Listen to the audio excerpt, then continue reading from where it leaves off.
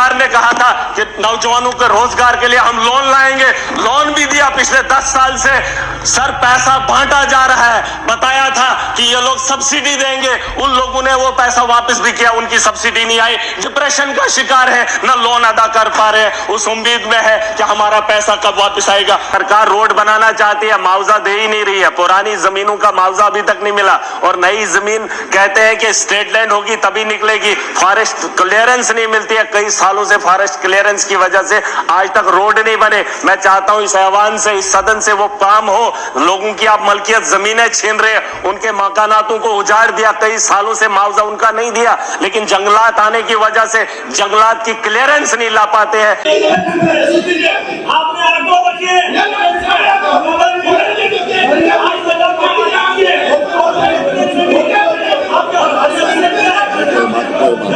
वही बात है, आप बैठ आप पूछे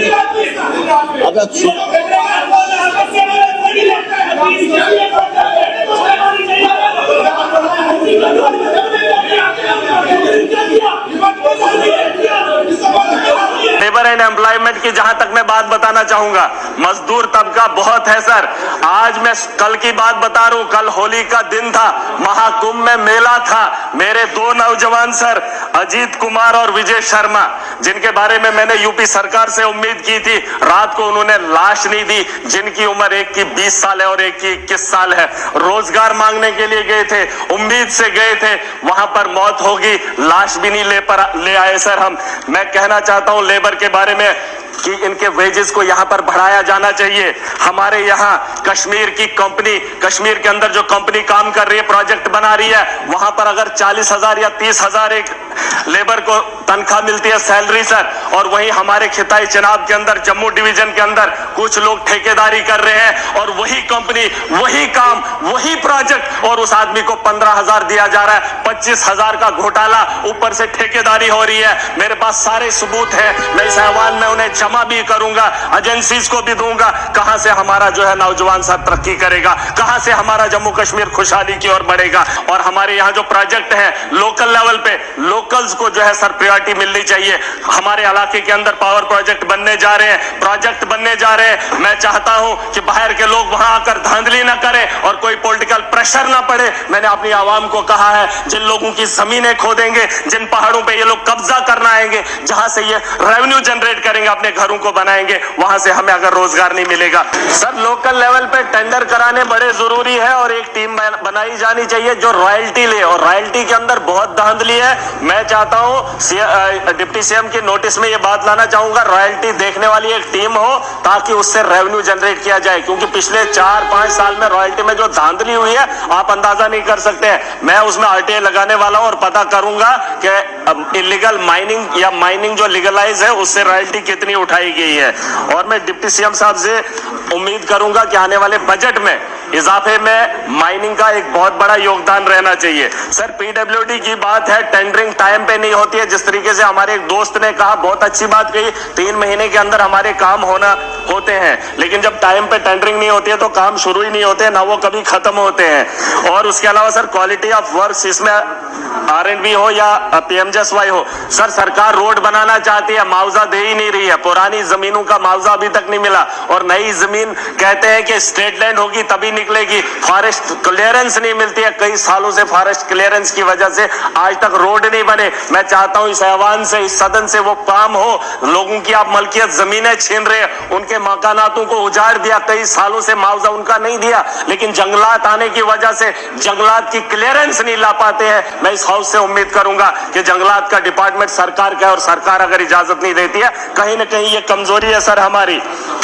उसके अलावा सर डिप्टी सीएम की नोटिस में लाना चाहूंगा, शेख साहब का भी एक सपना था, मुफ्ती सईद साहब का भी एक सपना था, डोडा और वो जो कश्मीर की ओर जाती है, घाटी की ओर जो हमारा रोड जाता है उसे नेशनल हाईवे के लिए, मैं चाहूंगा सुरेंद्र जी जो है उसमें थोड़ा सा अपना एक योगदान दे ताकि कश्मीर के साथ हम लोग मिले।